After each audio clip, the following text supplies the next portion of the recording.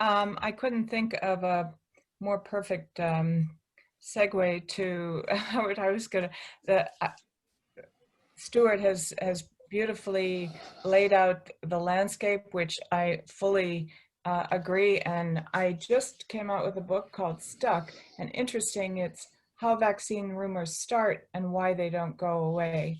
It comes out in the UK next month, but it's, I mean, the framing, the premise of it is so resonates with Stuart's what he said, and also your valuable writing.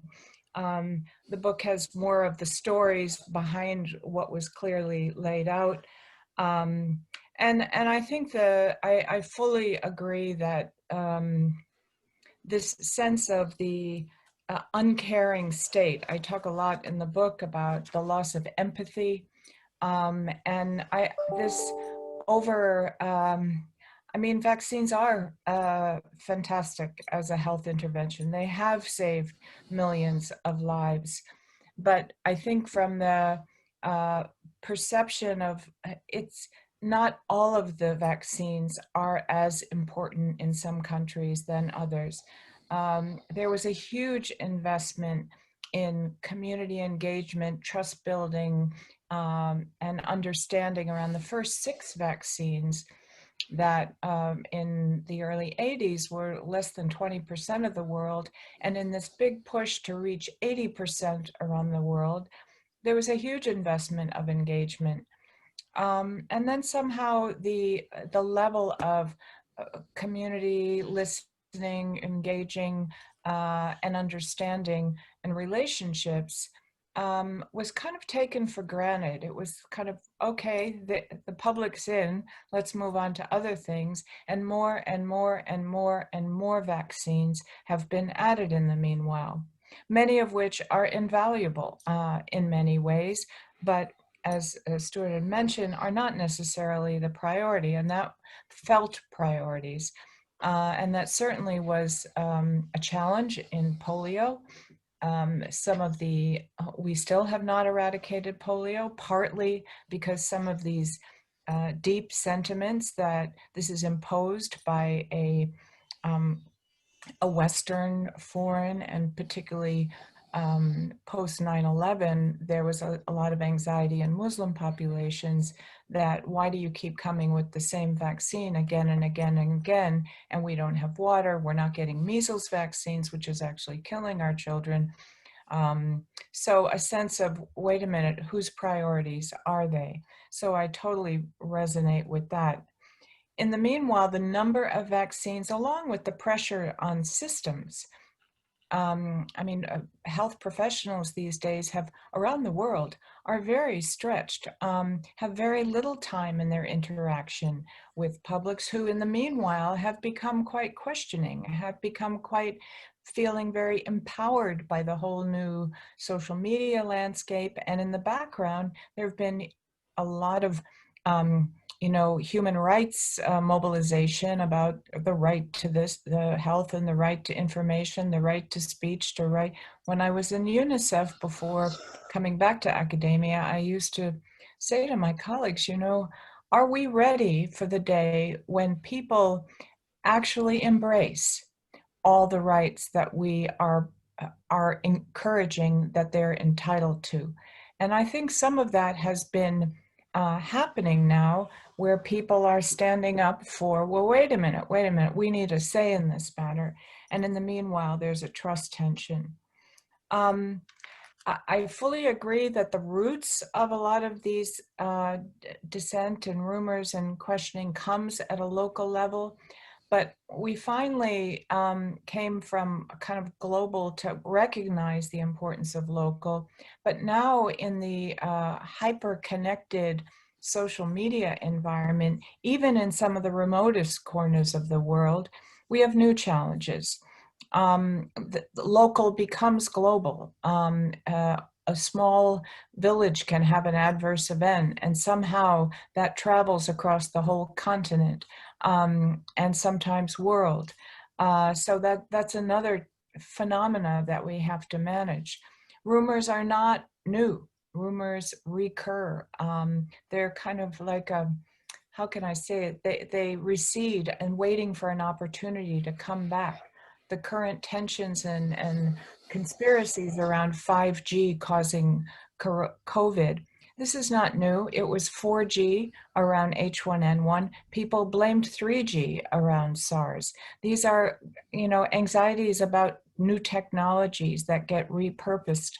Sterilization is one of the most common historic anxieties that have been from a particularly marginalized publics quite anxious about, because here is a vaccine that goes, I don't know any other health intervention that goes, every single person in the world has somehow in their family interacted with a vaccine, been counted by the state, been counted by the world, required and delivered by the state. No, as we heard earlier, there are many fewer governments who are producing vaccines. Not that I would necessarily trust those processes either, but it depends. Some countries are doing it much better than India. India is a huge producer of vaccines. But they're private, but they're locally produced, more generic. So we look at, actually the title of my book was, until about 9 months before publication, the working title for the 8 years I was working on it was called Missing the Point, for exactly the same reasons that were just outlined by Stuart, that this is, these are deep. These are not just superficial rumors. They have a lot of stories behind them. And if we don't bring the lens back and focus on more than just getting those people vaccinated, who are increasingly feeling like numbers being checked off, and that, somebody's making money when they get vaccinated, it's not a comforting feeling. They don't feel like they're being asked, well, how are you today? How's your family? What else are you going through? Maybe there's something else you need. I think that kind of conversation is really been missing.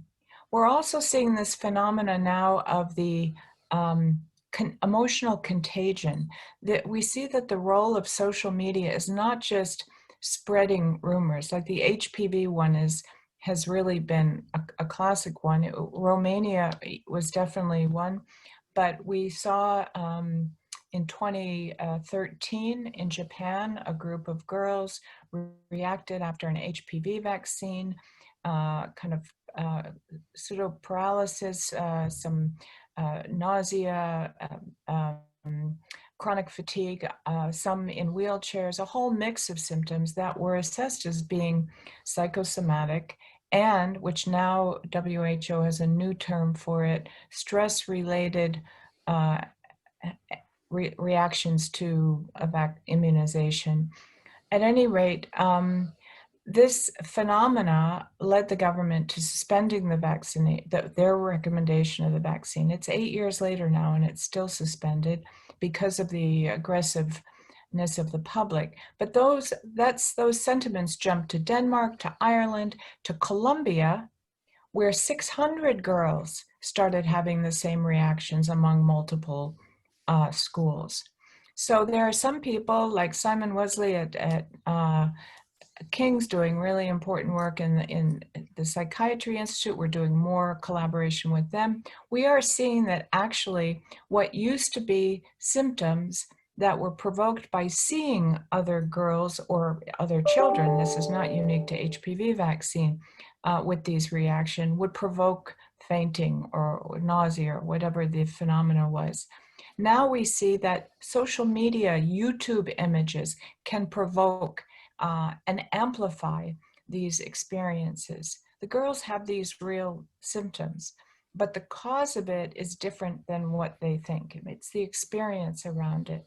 But anyway, it just talks about, the only reason why I bring that up is because we are in a hyper contagious environment with COVID.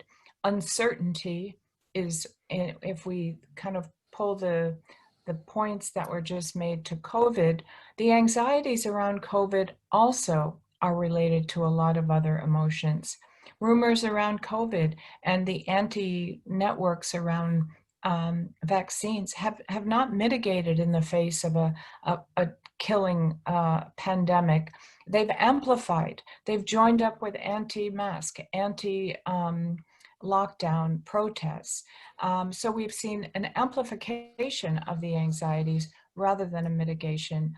And I think this is the part of the fertile ground factor. I would add another one to the three that Stuart rightly lined up, and talk about uncertainty and fast and speed.